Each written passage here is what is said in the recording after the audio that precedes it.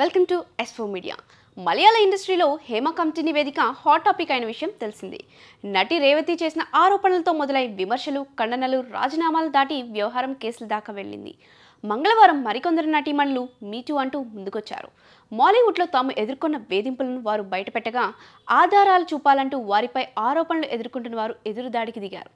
ఈ పరిణామాలతో కీలక స్థానాల్లో ఉన్న సినీ ప్రముఖులు సైతం ఆరోపణలకు సమాధానం చెప్పలేక తమ పదవులను వదిలేస్తున్నారు.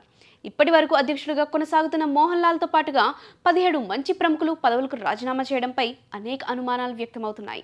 సోషల్ మీడియాలో దీనిపై పెద్ద ఎత్తున చర్చలు జరుగుతున్నాయి. హేమ కమిటీ నివేదికలోని హైలైట్ అంశాలు ఏమిటో ఈ వీడియోలో తెలుసుకుందాం. జాతీయ స్థాయిలో ఖ్యాతిని కూడగట్టుకున్న మలయాళ సినిమా ఇప్పుడు మహిళలపై వేధింపులతో, వార్తలతో అపఖ్యాతి మూట కట్టుకుంటుందనేది సగటు ప్రేక్షకుడి ఆవేదన.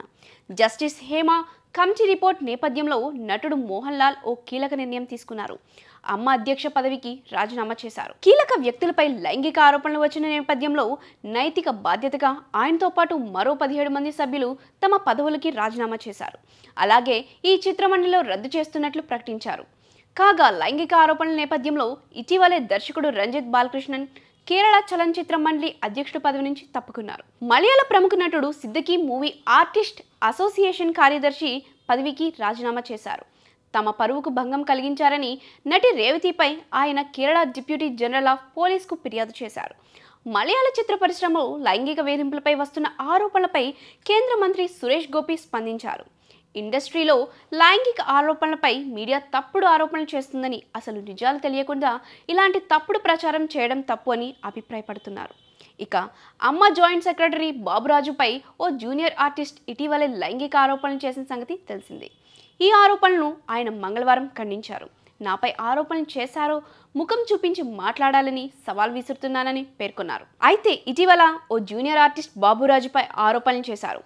బాబురాజ్ నన్ను ఓ సినిమాలో ఎంపిక చేశానని, నా పాత్ర కోసం చర్చించడానికి దర్శకులు, నిర్మాతలు వస్తున్నారని తన ఇంటికి పిలిచాడు. తన మాటలు నమ్మి నేను వెళ్ళాను.